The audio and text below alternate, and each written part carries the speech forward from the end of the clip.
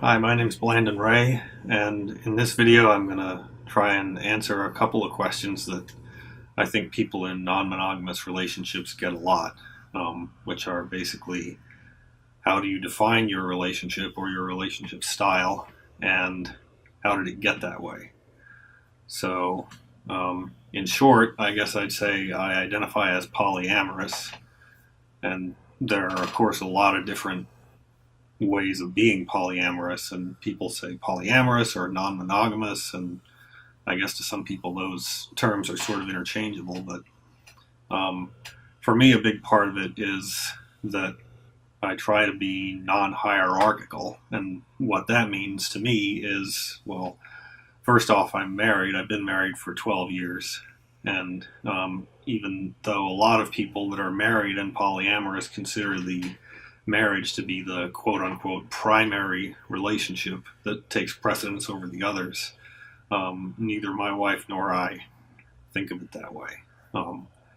For example, we don't currently live under the same roof. We both have a house together, but my wife and another partner are living in it together full time, and I live in another location right now. And that has nothing to do with the state of the relationship. It's just sort of a matter of convenience for how the mechanics of the day-to-day living with multiple partners works out.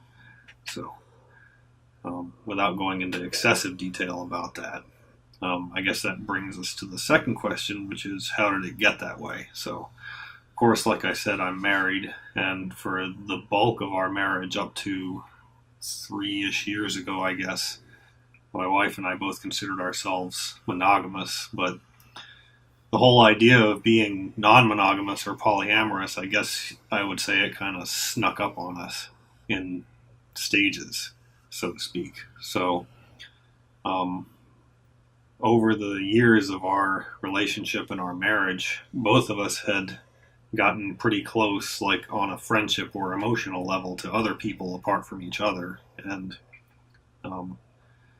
I guess maybe a good way to preface this would be to say that I learned pretty early on in life, as a result of having a close friend pass away suddenly a number of years ago.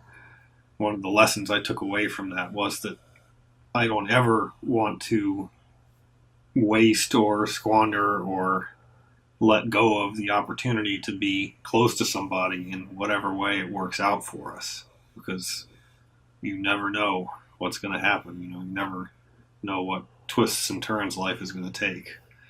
So I've kind of carried that as a lesson with me pretty much throughout my life. And the way it manifests in the whole idea of being polyamorous is, well, like I said, both my wife and I have had friends that we've gotten pretty close to in different ways, even before we consider ourselves poly. So I guess the start to that was that she and I both got close to people that we sort of felt emotionally like it could be more than just a friendship.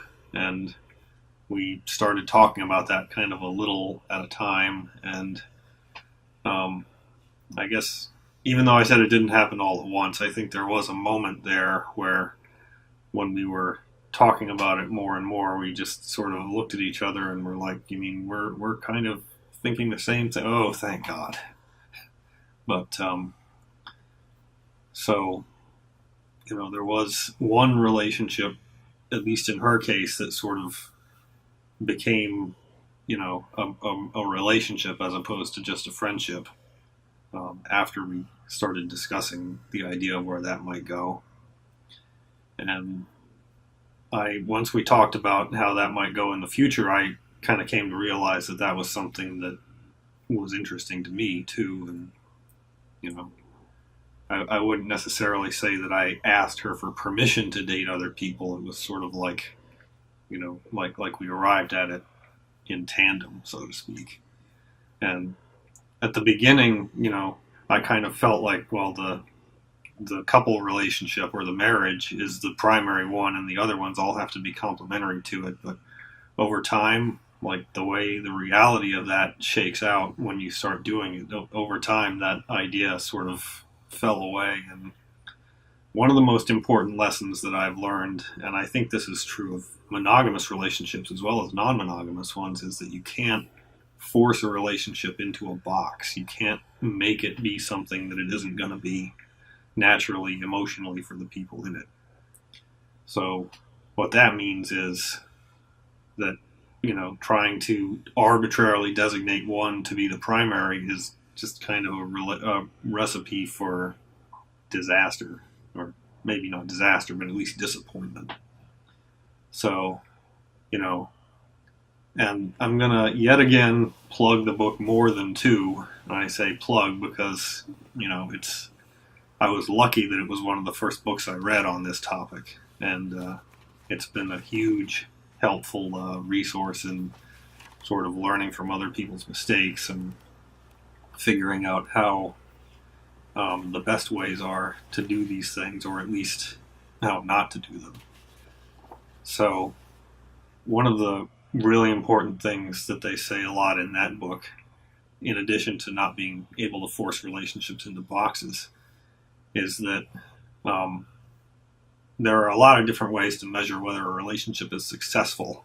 And I think one of the most important ones is whether or not it can grow and change to meet the needs of the people who are in it. And fortunately, and also through a fair amount of hard work, my marriage, my relationship with my wife has been able to do that. But that also means that it's changed a lot from the very beginning to the, years when we were first discovering polyamory on up through the way things are now. And I'm sure it will continue to change. But, I think both of us have always believed that we will probably always be important in each other's lives. And it's just that the way that we are in each other's lives will probably continue to change and sort of morph with the circumstances over time. So hopefully that gives a little bit more insight into what it's like for me personally. And thank you very much for watching.